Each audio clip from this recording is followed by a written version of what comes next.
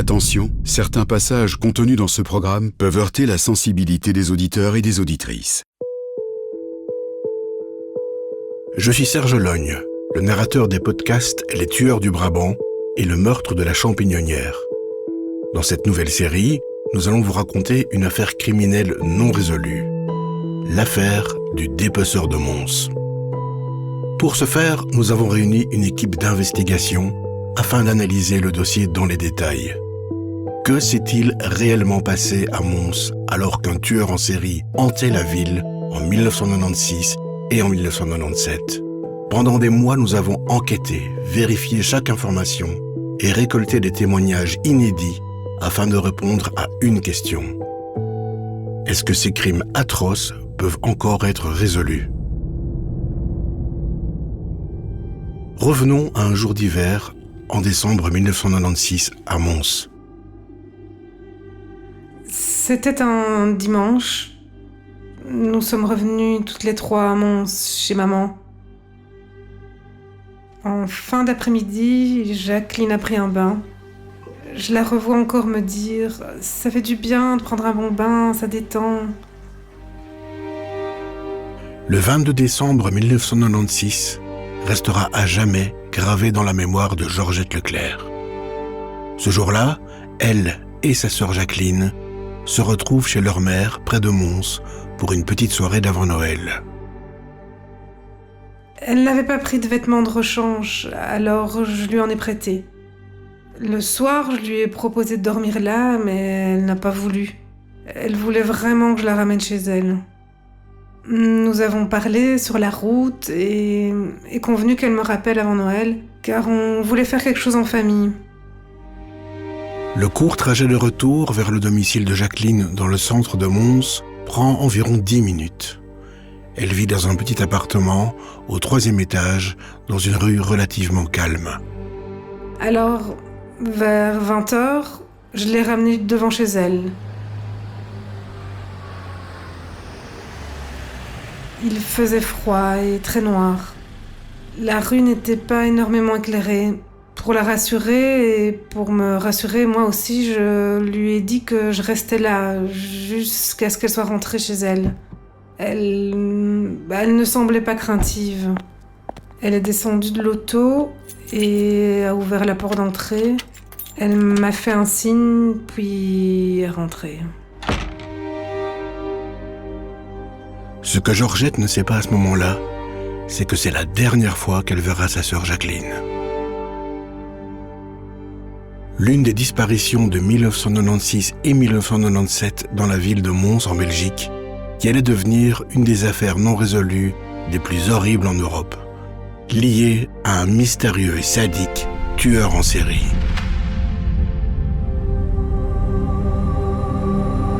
Bonsoir, macabre découverte cet après-midi à Couem, Cette près de affaire Mons. sème la panique dans la région montoise depuis la fin du mois de mars. Les cadavres ont été découpés avec une précision remarquable.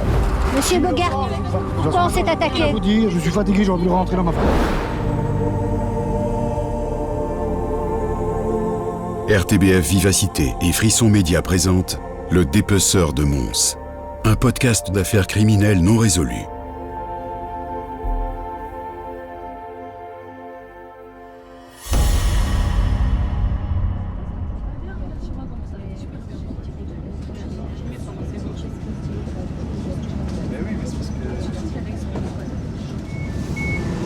Mons, les portes s'ouvrent du côté droit. Notre équipe arrive à la gare centrale de Mons après un trajet d'1 heure depuis Bruxelles.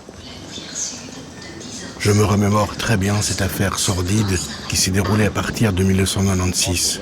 C'était terrifiant. Et quelque part, ce l'est toujours dans la mesure où, des décennies plus tard, l'affaire n'a jamais été résolue. Matt Graves, le créateur de ce podcast, se rend à Mons avec Xavier Descamps, un enquêteur privé qui nous a déjà beaucoup aidés sur d'autres affaires. Voilà, on vient d'arriver à Mons. Ça va, Xavier ? Oui, très bien. Xavier a un don étonnant pour retrouver ce qu'il cherche et pour aborder les questions difficiles autrement. Lors de ce premier voyage, notre objectif est de nous familiariser avec l'affaire en question et de nous plonger dans la façon dont les événements se sont réellement déroulés. Mons, une ville du sud de la Belgique à seulement quelques kilomètres de la frontière française. On peut encore voir les vestiges du Moyen-Âge tout autour du centre, densément peuplé, à quelques pas de là où nous marchons en ce moment. Nous sommes ici pour rencontrer Morgan van Lerberghe, un auteur qui a beaucoup travaillé sur cette affaire. Morgan est accompagné du co-auteur de son excellent livre sur ce sujet, Il est -5. À ce stade, il préfère rester anonyme compte tenu de son rôle antérieur dans ce dossier délicat. Bonjour. Ça va bien. Je vous présente Xavier et Morgan. Nous sommes aussi en compagnie de Frédéric Laure, journaliste d'investigation de Paris Match, qui travaille avec nous de manière indépendante en tant que journaliste principal de ce projet. Nous bravons la météo et nous nous dirigeons vers le dernier endroit où Jacqueline a été vue avant sa disparition, le 22 décembre 1996. La rue où habitait Jacqueline Leclerc se trouve à environ 10 minutes à pied de la gare. C'est un endroit sombre, proche des anciens abattoirs de Mons, qui n'est pas très sécurisant. Morgan a rencontré et interviewé la sœur de Jacqueline, Georgette Leclerc, aujourd'hui décédée, et dont vous avez entendu les propos relatés par une actrice au début de l'épisode. Il explique ce que Georgette lui avait confié à propos de cette nuit où elle a déposé sa sœur. Elle a attendu que Jacqueline rentre, qu'elle voit la lumière s'allumer en haut pour partir. Donc on est certain qu'à ce moment-là, Jacqueline est rentrée chez elle. Là, elle démarre. Et il n'y avait pas d'autre voiture. Pas d'autre voiture, personne. Mais la rue était déserte, vide, personne. Il faisait froid, en plein hiver, et elle n'a vu personne, c'était désert. La sœur de Jacqueline n'a jamais cessé de chercher la vérité. Malheureusement, elle est décédée en 2022 sans jamais trouver de réponse.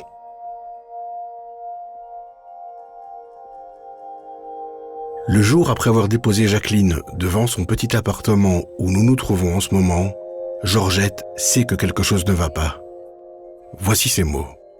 Le lendemain, le 23 décembre, elle devait nous appeler, mais elle ne l'a pas fait. C'est là que nous avons compris qu'il se passait quelque chose. C'est à partir de ce moment, de ce non-appel, que le calvaire a commencé. Pour moi et pour ma mère. Jacqueline et sa sœur s'apprêtent à passer Noël ensemble 2 jours plus tard. Mais n'ayant aucune nouvelle, Georgette commence à s'inquiéter. Je ne suis pas allée voir la police, car je pensais qu'ils nous feraient attendre une dizaine de jours avant de lancer les recherches. J'ai donc décidé de rechercher ma sœur moi-même. J'ai commencé par la famille, en vérifiant auprès de son ex et aussi dans le quartier où elle vivait. Après plusieurs jours de recherche sans résultat, sa famille fait finalement appel à la police et Jacqueline est officiellement déclarée comme personne disparue. Les inévitables cas de disparition à présent est tout d'abord celle d'une Montoise, Jacqueline Leclerc, 33 ans. Cette jeune femme a des cheveux châtain clair, coupés courts, des yeux bleus. Elle mesure 1,60 m et de corpulence moyenne. Selon sa sœur, quelque chose inquiète Jacqueline peu de temps avant sa disparition, à un tel point qu'elle ressent le besoin de se protéger. Une des dernières fois où je l'avais vue chez maman à Mons, début décembre, en prenant sa veste au porte-manteau, j'ai senti quelque chose dans l'une de ses poches. C'était un clou. Elle l'a pris en main et m'a dit « Tu vois, j'ai de quoi me défendre si quelqu'un me cherche. » Jacqueline Leclerc est une personne aimable et agréable. Pourquoi cette mère tranquille de 4 enfants ressentirait-elle le besoin de se promener avec un gros clou dans sa poche pour se protéger ? Jacqueline sort d'une période difficile de sa vie. Pour bien comprendre sa situation, il nous faut revenir en arrière. Vous écoutez Le Dépeceur de Mons, un podcast RTBF Vivacité et Frisson Média. Jacqueline et sa sœur aînée Georgette sont très proches, malgré les 7 ans qui les séparent. En grandissant, Georgette prend toujours soin de sa petite sœur et l'aime beaucoup. Elles sont élevées dans une famille de classe moyenne avec des parents bienveillants. Jacqueline a toujours eu une grande sœur attentionnée qui s'occupe d'elle. Cependant, au début de son adolescence, une tragédie frappe la famille. Le père tombe malade. Il fait une thrombose qui l'empêche de travailler. Il ne peut pas supporter l'idée de ne pas subvenir aux besoins de sa famille et s'enfonce dans une profonde dépression. Jacqueline n'a que 13 ans quand son père se suicide. Cet événement change radicalement le cours de sa vie. Leur unité familiale se brise. Sa sœur, Georgette, a 20 ans à l'époque. Elle a déjà quitté la maison familiale et commencé sa vie de jeune adulte. Mais en tant que jeune adolescente, Jacqueline est perdue. Cette terrible tragédie, à ce moment de sa vie, la touche à bien des égards. J'avais 20 ans et elle 13 quand notre papa s'est suicidé. Moi, je me débrouillais, mais Jacqueline a grandi d'un coup. Elle s'est mariée jeune avec Angelo, même si maman n'était pas vraiment pour au début. Moi, je n'avais rien contre lui, il me paraissait sympathique. Bon, j'ai changé d'avis après. Angelo était très vénal et ne lâchait pas. Jacqueline se marie très jeune avec Angelo. Elle n'est encore qu'une adolescente lorsqu'elle accouche de ses 2 premiers enfants. Elle en aura 2 autres, un peu plus tard, dans la vingtaine. Sa vie passe brusquement de celle d'une fille vivant avec des parents aimants à celle d'une jeune adolescente avec des enfants et un mari dominateur. Sans surprise, des tensions apparaissent dans le mariage. Ma sœur a vraiment eu beaucoup de peine quand elle a perdu la garde de ses enfants. Elle les aimait beaucoup, mais elle a été dépassée par les événements qui ont marqué sa vie. Elle craignait souvent que son ex-mari vienne pour la menacer ou lui demander une signature pour un énième crédit, prêt ou autre.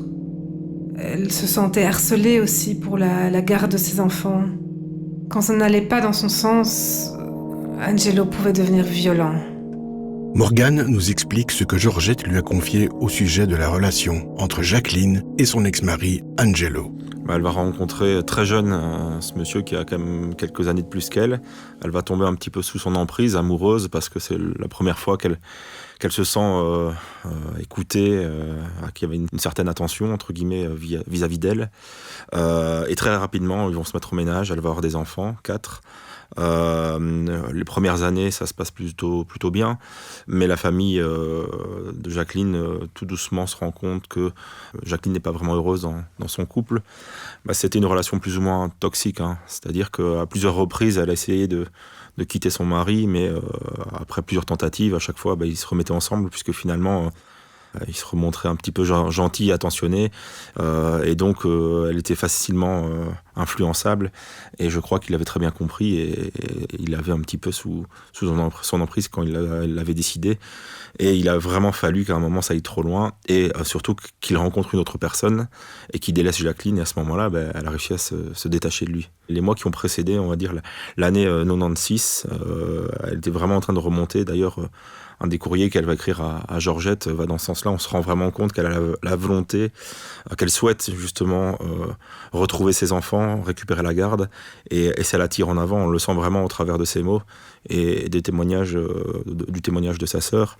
Mais malheureusement, à la fin de 96, elle disparaîtra. Georgette et beaucoup d'autres, y compris certaines personnes faisant partie des forces de l'ordre, pensaient à l'époque qu'Angelo avait pu avoir un rapport avec la disparition de Jacqueline. La fin difficile de leur relation mouvementée a laissé des traces, et selon sa sœur, Jacqueline se sentait menacée par Angelo après leur séparation. Il n'a jamais été inquiété, et à ce jour, il refuse toujours de parler de l'affaire. Nous n'avons pas grand-chose sur quoi nous appuyer maintenant que sa sœur et ses parents sont morts, et que son ex-mari ne veut pas parler.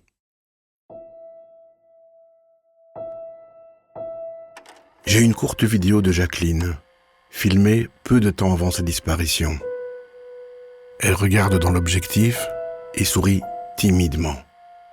Elle est très belle, une jolie peau et des traits délicats. Son regard est amical, mais prudent, et elle semble un peu mal à l'aise d'être filmée, tout en étant flattée d'être au centre de l'image. Morgane nous a montré d'autres photos de Jacqueline que sa sœur avait partagées avec lui. Elle adopte souvent un look garçon manqué. Sa sœur a expliqué qu'elle avait tendance à cacher sa beauté pour éviter les avances indésirables.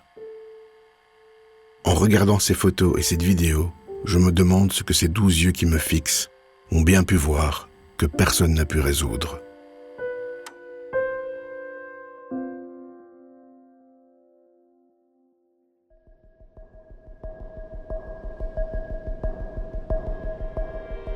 Durant l'enquête, la police a accès aux renseignements bancaires de Jacqueline et elle découvre que 2 tentatives infructueuses d'utilisation de sa carte ont eu lieu au distributeur près de son appartement vers 1h du matin, la nuit où sa sœur Georgette l'a déposée chez elle. Quand cette dernière en entend parler, il lui revient en mémoire que pendant le trajet de retour à l'appartement de Jacqueline, celle-ci lui dit qu'elle voulait aller vérifier l'état de ses comptes au distributeur. Mais Georgette la convainc d'attendre le lendemain matin parce qu'il fait nuit. Jacqueline accepte et rentre directement dans son appartement. D'un côté, il pourrait sembler logique que Jacqueline soit tout de même allée au distributeur comme elle l'avait dit dans un premier temps à sa sœur sur le chemin du retour. Mais d'autre part, il semble fort improbable qu'elle ait oublié son code PIN de manière à ne pas pouvoir vérifier l'état de son compte en banque. Sa disparition pourrait-elle être liée à un vol de cartes ?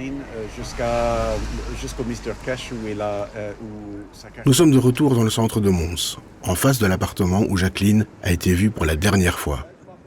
Nous tentons de comprendre où ce distributeur se trouvait exactement. Et voilà, à présent, on va faire le timing du déplacement de Jacqueline. L'itinéraire entre l'appartement de Jacqueline et le distributeur est constitué d'habitations et de magasins. C'est un quartier plutôt populaire.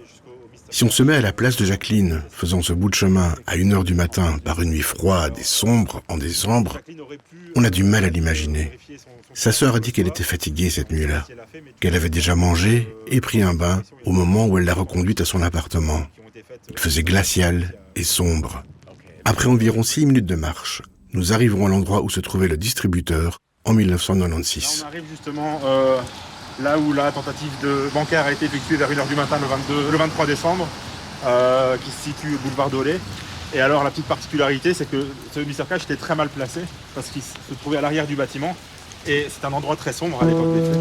Malheureusement, il y avait une caméra de surveillance qui était en panne, et qui aurait peut-être pu répondre à de nombreuses questions. C'est incroyablement frustrant que la caméra de surveillance du distributeur ne fonctionnait pas cette nuit-là. Cette vidéo nous aurait donné des informations concrètes sur les transactions. Mais là, nous spéculons toujours, nous demandant si oui ou non, elles ont joué un rôle dans la disparition de Jacqueline. Aujourd'hui, le distributeur n'existe plus.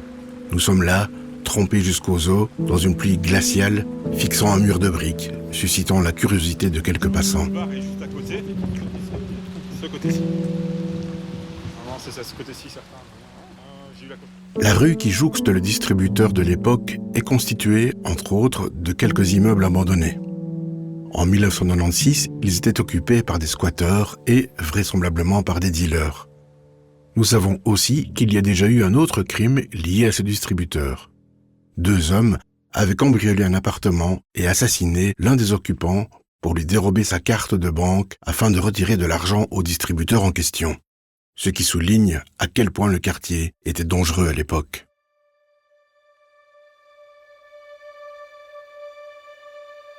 Comme vous l'avez peut-être compris, cette affaire n'est toujours pas résolue. On ne se baladerait pas dans ce quartier, trempé jusqu'aux os en plein hiver, si ce n'était pas important. Nous sommes convaincus que la disparition de Jacqueline Leclerc est au cœur de toute l'histoire qui va suivre. Après les 2 tentatives infructueuses au distributeur, vers 1h du matin le 23 décembre, ce que nous savons de Jacqueline devient pour le moins flou. Elle ne se présente pas au travail le lendemain. Dès le début, Georgette est convaincue que quelqu'un a enlevé sa sœur. Elle n'a jamais cessé de retracer ses pas la nuit où elle a déposé Jacqueline, de se souvenir des conversations qu'elle a eues avec elle, à la recherche du moindre détail qui pourrait servir d'indice. Lors de la perquisition chez ma sœur, j'étais présente en tant que témoin. Il y a un détail qui m'a perturbée. Pas sur le moment, mais plus tard. Je me souviens de la présence d'un paquet de cigarettes de couleur sombre, d'une marque que je ne connaissais pas. Je suis certaine que ma sœur ne fumait pas cette marque-là. Je me souviens qu'il y avait beaucoup de mégots dans le cendrier. Jacqueline n'avait pas l'habitude de laisser traîner des mégots dans son appartement. Elle n'aimait pas l'odeur du tabac froid. Et si Jacqueline avait reçu quelqu'un dans sa soirée, ça aurait pu être l'auteur des faits. Vous écoutez Le Dépeceur de Mons, un podcast RTBF Vivacité et Frisson Média. À l'époque, la police ne fait qu'enquêter sur la disparition d'une femme adulte. l'une des 30 000 personnes portées disparues en Belgique au milieu des années 90. Elle n'envisage pas de faire tester les mégots trouvés dans l'appartement de Jacqueline. Même si les enquêteurs l'avaient fait, le test ADN en Belgique n'en est qu'à ses balbutiements. L'auteur Morgan van Leerberg a longuement discuté avec Georgette de ce paquet de cigarettes. Elle était sûre à 100% qu'il ne pouvait pas être celui de Jacqueline. Mais alors, à qui était-il ? Selon sa sœur, Jacqueline était particulièrement réservée et ne ramenait pas régulièrement de gens chez elle. Si nous supposons que les mégots trouvés sur place appartiennent à la personne responsable de sa disparition, cela signifie qu'elle connaissait celle-ci. En ce qui concerne les suspects possibles, cela resserrait considérablement l'étau quant au profil et diminuerait la probabilité qu'il s'agisse d'un crime opportuniste. Le fait que cet élément qui peut sembler anecdotique... Frédéric Laure, journaliste d'investigation. À savoir le paquet de cigarettes que repère Georgette Leclerc, est intéressant.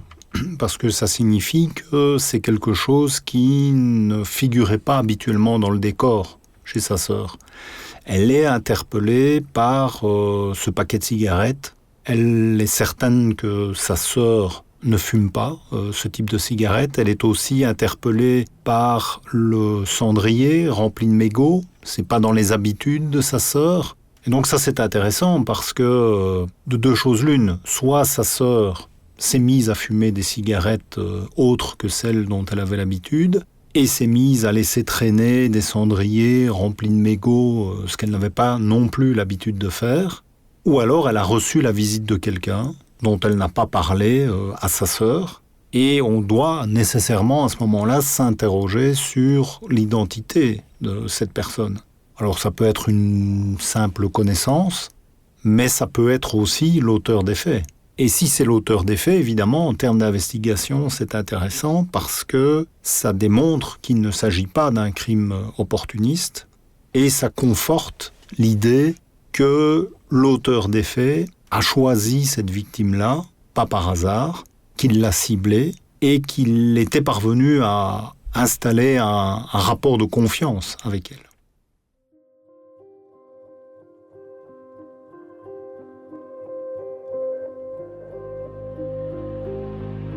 Au début de la nouvelle année, alors que l'hiver commence à se faire moins froid, Georgette refuse d'abandonner sa sœur.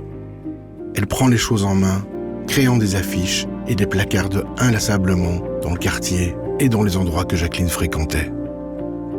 Un de ces endroits était une petite friterie près de la gare de Mons, la même gare à laquelle nous sommes arrivés ce matin. Après avoir vu l'appartement de Jacqueline et le distributeur où sa carte a été refusée, nous sommes maintenant revenus à la gare. Nous sommes devant cette friterie que Jacqueline fréquentait, à environ 10 minutes à pied de son appartement. Je peux imaginer, il y a 30 ans, Georgette en train de ratisser cette zone, ses affiches à la main, désespérée de trouver des réponses.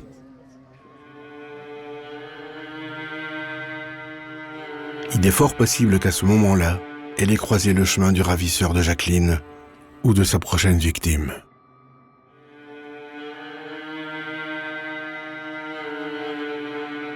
Le 16 mars 1997, un peu moins de 3 mois après la disparition de Jacqueline, une autre jeune femme disparaît. Cette fois, devant ce même endroit. Elle est là, sur le trottoir, en attendant ses amis à l'intérieur qui passent leur commande. Je me demande si elle a vu une des affiches de Jacqueline sur la vitrine de la friterie, avant qu'elle aussi ne disparaisse sans laisser de traces.